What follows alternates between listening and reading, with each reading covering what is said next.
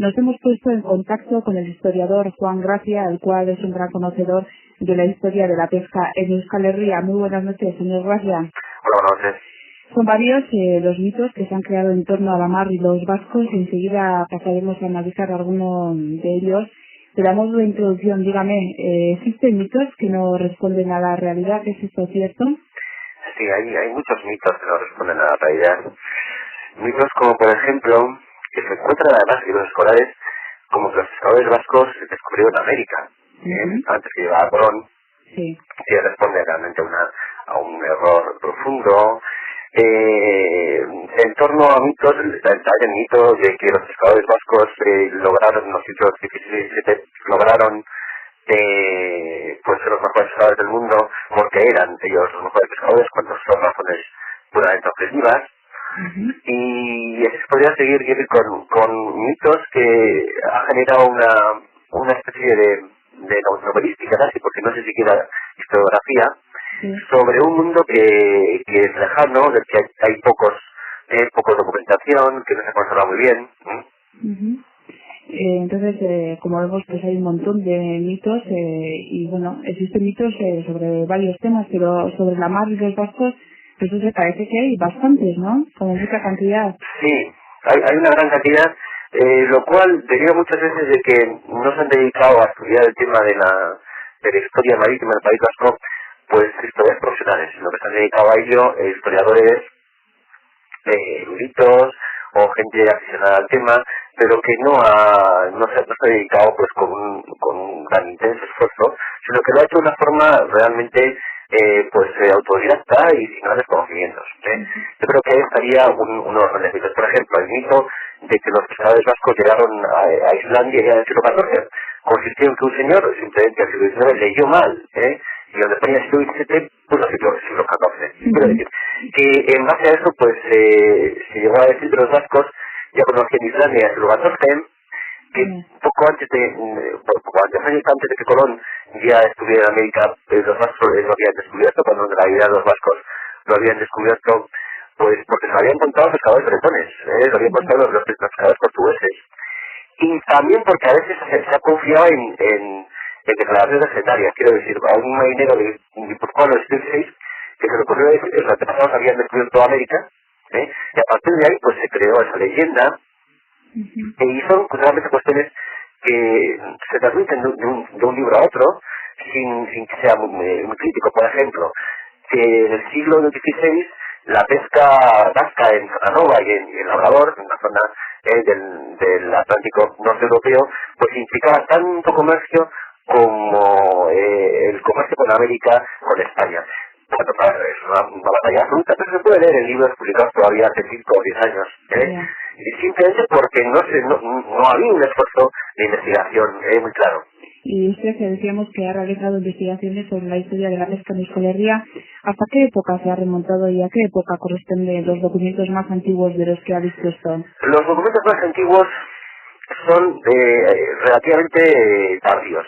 Quiero decir, se podría decir que hay documentos que no son escritos, pero se informan de la pesca, de documentos arqueológicos. Quiero decir, en las cuevas prehistóricas aparecen ya dibujados los primeros peces, entre comillas, o en excavaciones arqueológicas de época romana, en Guetarí, en el país de Vasco Norte, hay también, hay yacimientos arqueológicos que demuestran esa persistencia, o en los yacimientos arqueológicos del Paleolítico Superior aparecen arpones, aparecen instrumentos que nos hablan de la pesca.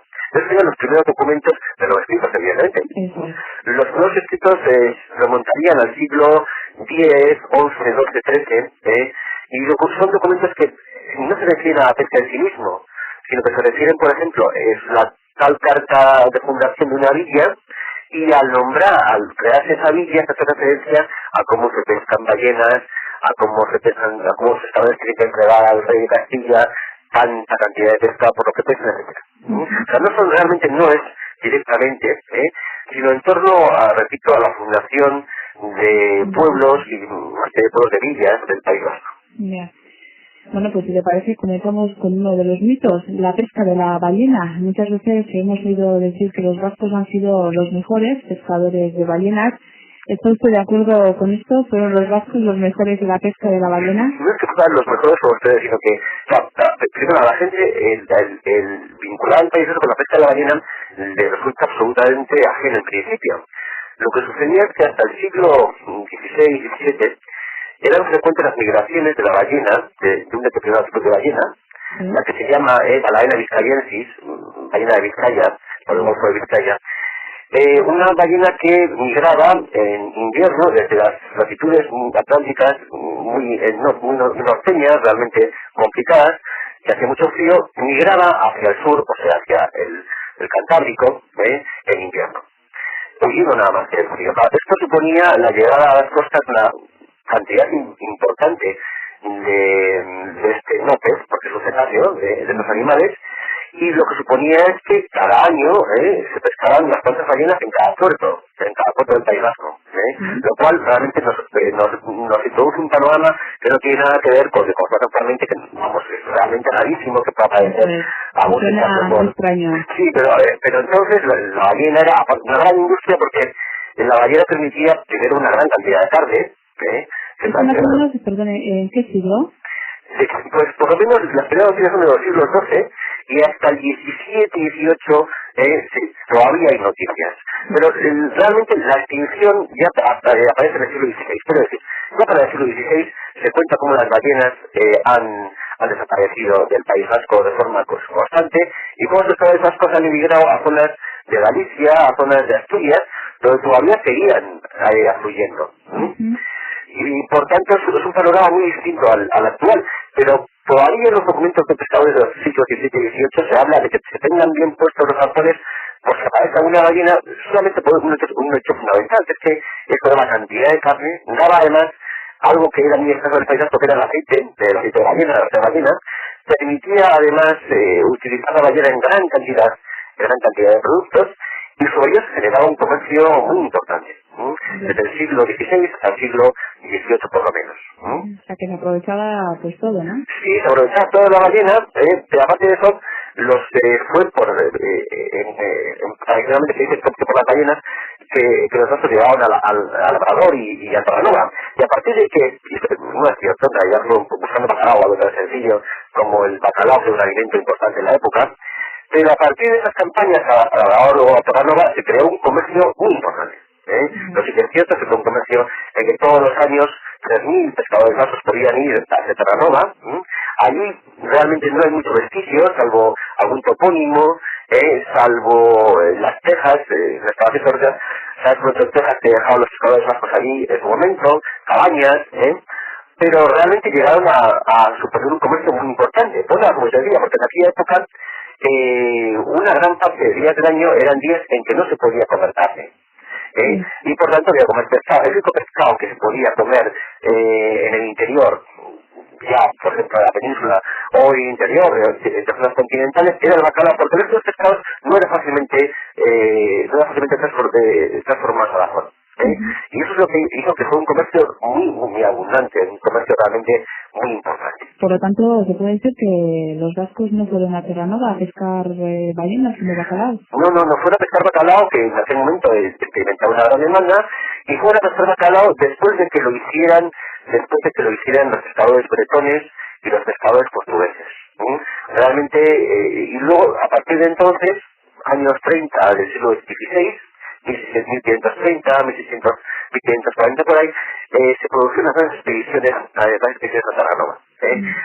Y durante un siglo y medio existieron. Primero, mientras estuvo la hegemonía de la monarquía de Castilla, esa hegemonía benefició a los pescadores vascos del sur, y luego en el siglo posteriormente, XVII y XVIII, mientras hubo una hegemonía francesa, ciertamente eso supuso que los pescadores del País Vasco Norte, de Iparralde, fueran beneficiados por ese predominio de determinada corona en el panorama internacional europeo. Mira, ha citado Terranova y hay quien defiende que para el siglo XIV o XV los vascos ya habían llegado a Terranova, incluso algún que otro se atreve a afirmar que los vascos llegaron antes a América que Colón. ¿Qué me cuentas sobre esto? Bien, pues este es un error, ya en parte de lo que he comentado anteriormente se deduce que es un error. procede de leer mal documentos, de leer 1400, le pone 1600, procede de errores parecidos.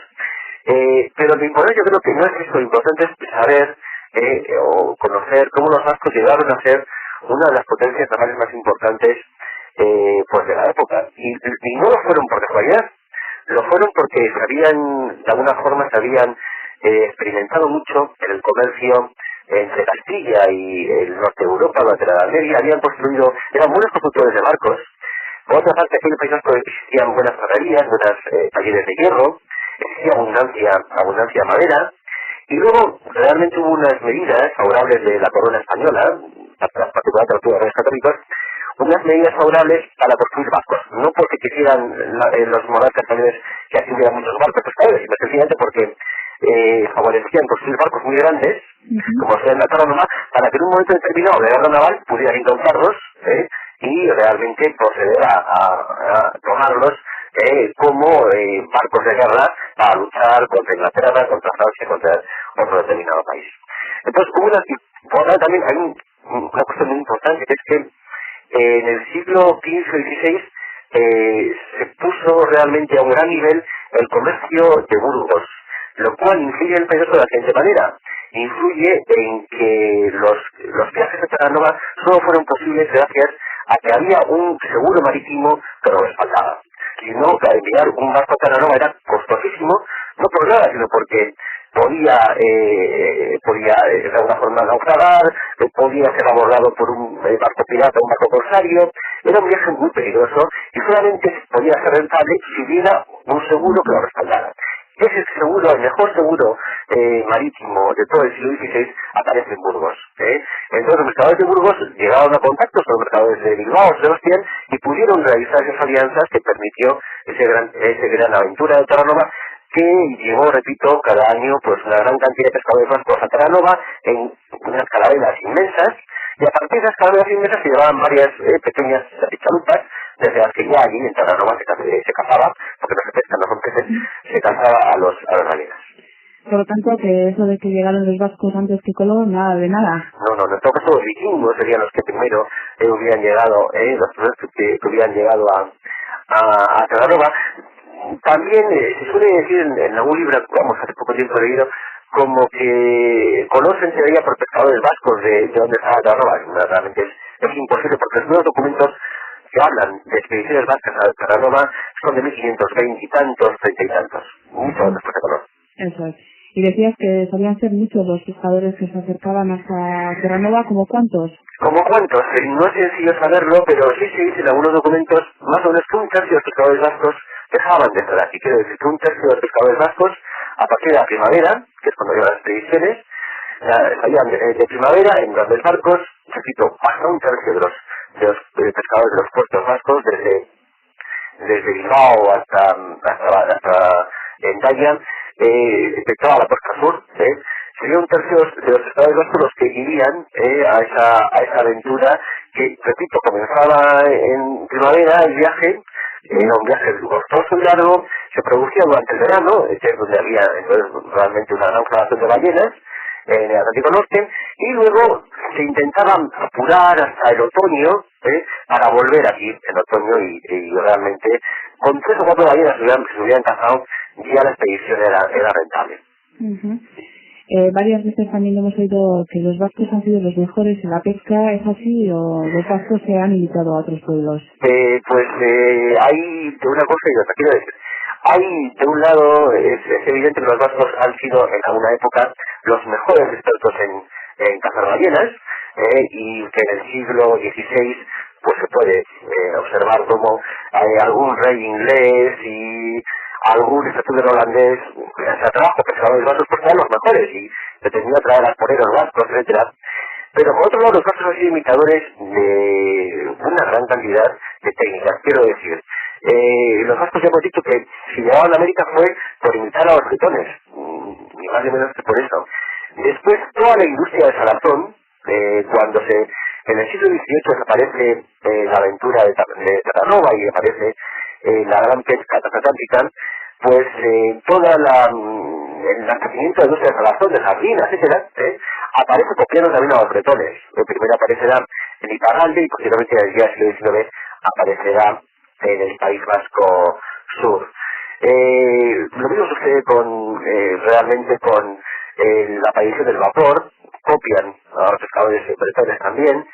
Entonces, de alguna forma se puede decir que esto sucede con un procedimiento que es muy importante en los últimos años, los últimos 50 años, porque ha modificado radicalmente la pesca de superficie. La superficie me refiero al bonito, en el sentido de que se empieza a utilizar, en vez de la pesca alburricana, se empieza a utilizar, estoy un poco técnico, que en vez de utilizar la pesca con caña, por así decirlo, se utiliza pesca por fósforo, la anchoilla, que atrae al bonito.